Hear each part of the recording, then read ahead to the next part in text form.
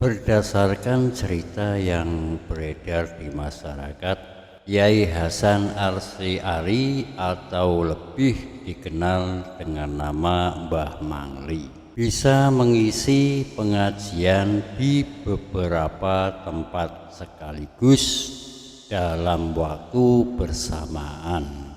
Ia bisa mengisi pengajian di Mangli, namun pada saat bersama juga mengaji di Semarang, Wonosobo, Jakarta. Ia juga tidak memerlukan pengeras suara loudspeaker untuk berdakwah seperti halnya kebanyakan kiai lainnya.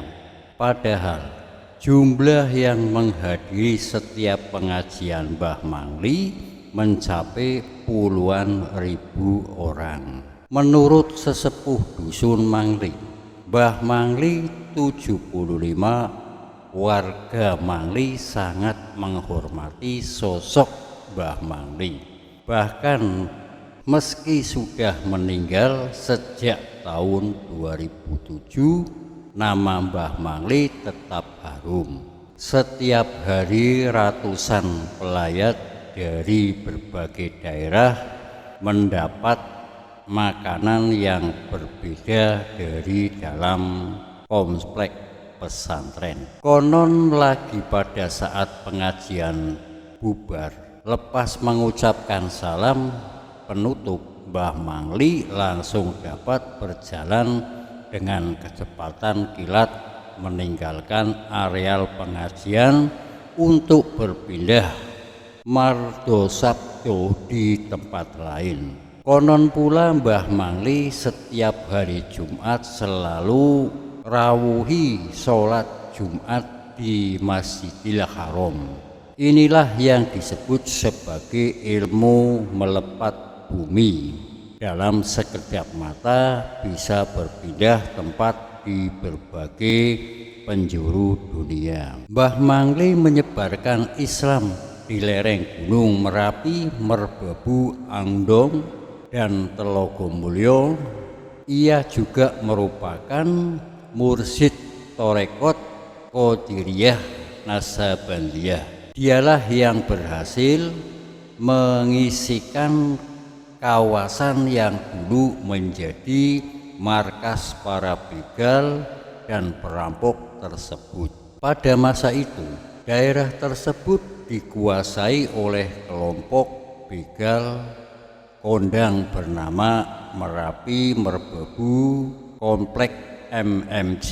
Mbah Mangli tidak melawan berbagai ancaman dengan gangguan dari para rampok dan begal. Ia justru mendoakan mereka agar memperoleh kebahagiaan dan petunjuk dari Allah Subhanahu wa Ta'ala. Keikhlasan, kesederhanaan dari ketokohan ini pula yang membawa Mbah Mangli dekat dengan mantap Waspres Adam Malik dan tokoh-tokoh besar lainnya. Tokoh sekali bergusdur sesama hidup juga acap berziarah ke makam tersebut. Ini tak terlepas dari sosok karismatik Mbah Ngali yang menyebarkan Islam di lereng pegunungan Merapi, Merbabu, Andong, dan Telogomulyo. Ini juga merupakan mursyid Torekot Qadiriyah Naksabandiyah. Tantangan beliau sangat berat. Para begal membabat lahan pertanian penduduk dan mencermati sumber mata air pondok. Warga Ngali sendiri belum sholat. Meski sudah Islam, kebanyakan warga kami hanya Islam KTP, ungkap Kepala Dusun Mangli Suprihadi. Mesti terkenal di mana-mana. Beliau selalu hidup sederhana. Beliau sering diundang ke sana kemari untuk mengisi pengajian. Pada saat mengisi pengajian, dimanapun ia dan dalam kondisi apapun Mbah Ngali tidak pernah memakai alat pengeras suara. Meskipun jumlahnya sangat banyak hingga berbaris dengan jarak jauh, namun masyarakat tetap sangat menyukai si pidatonya dan mendengarkan suara beliau. Kadang panitia sengaja menyiapkan amplop uang kepada Mbah Ngali, namun beliau dengan halus menolaknya.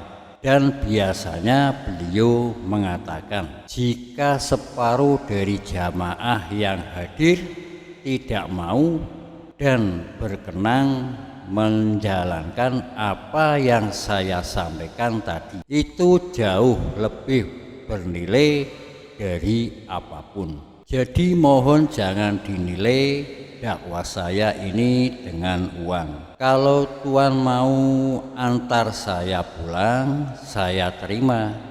Kalau kesulitan ya enggak apa-apa, saya bisa pulang sendiri. Mbah Ngali dikaruniai karomah melipat bumi, yakin bisa datang dan pergi berbagai tempat jauh dalam sekejap mata.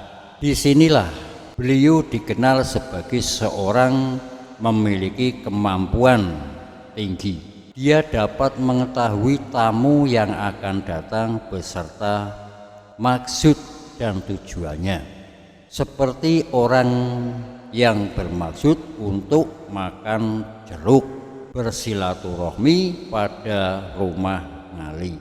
Dia menyambut dengan memberikan jeruk. Salah satu wejangannya adalah apik ning manungso durung mesti apik ning Gusti. Mbah Ngali yang lain, ia dapat mengetahui maksud setiap jamaah yang datang, apa permasalahan mereka, dan langsung dapat memberikan nasihat dengan tepat sasaran.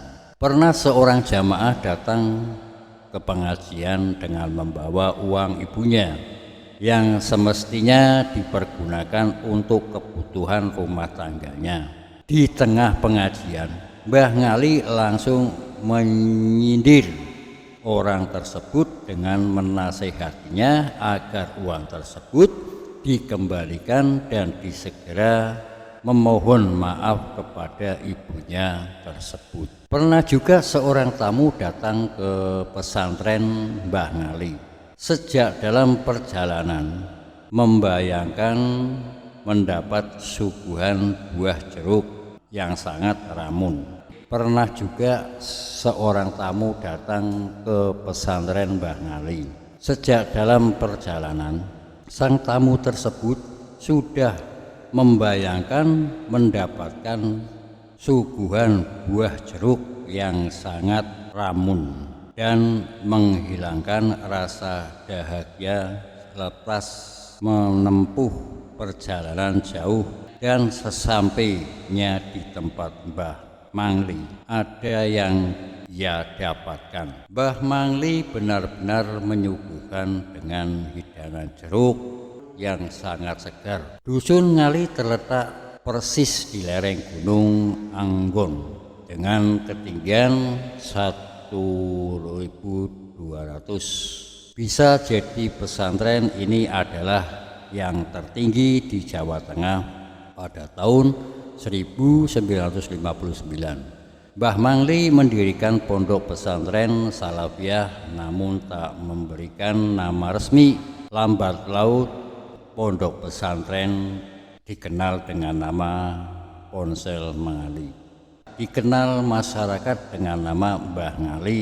Nama ini diberikan masyarakat karena ia menyebarkan agama Islam, basis dan kumpulan majelis desa Girirejo, Kecamatan Ngablak, Kabupaten Magelang. Dusun Ngali terletak persis di lereng Gunung Anggon. Untuk lokasi ini kita harus menempuh perjalanan sekitar 40 km dari ibu kota Kabupaten Magelang di kota Mungking. Bangunan pondok yang berada di tengah-tengah perkumpulan berdiri Bangunan pondok yang berada di tengah-tengah perkampungan berdiri di atas lereng-lereng bukit sehingga di kejauhan terlihat seperti bangunan bertingkat. Meski terpencil, ribuan masyarakat setiap minggu mengaji ke pondok tersebut.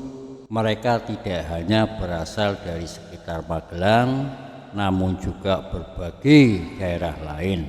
Uniknya, santri yang menetap tidak pernah lebih dari 41 orang. Di zaman itu, memang seorang kiai benar-benar diyakini sangat karib dengan Gusti Allah, sehingga ia benar-benar berkedudukan sangat istimewa, bahkan dipercaya sebagai wali Allah.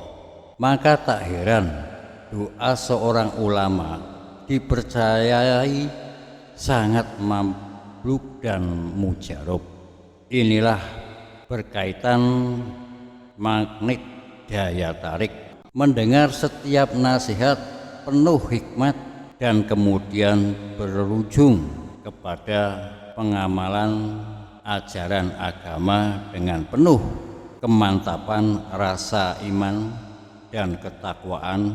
Inilah kunci ketentraman jiwa lahir dan batin yang akan berdampak luas terhadap ketentraman serta kebudayaan masyarakat, bangsa dan negara. Kiranya cukup sekian dahulu. Wassalamualaikum warahmatullahi wabarakatuh.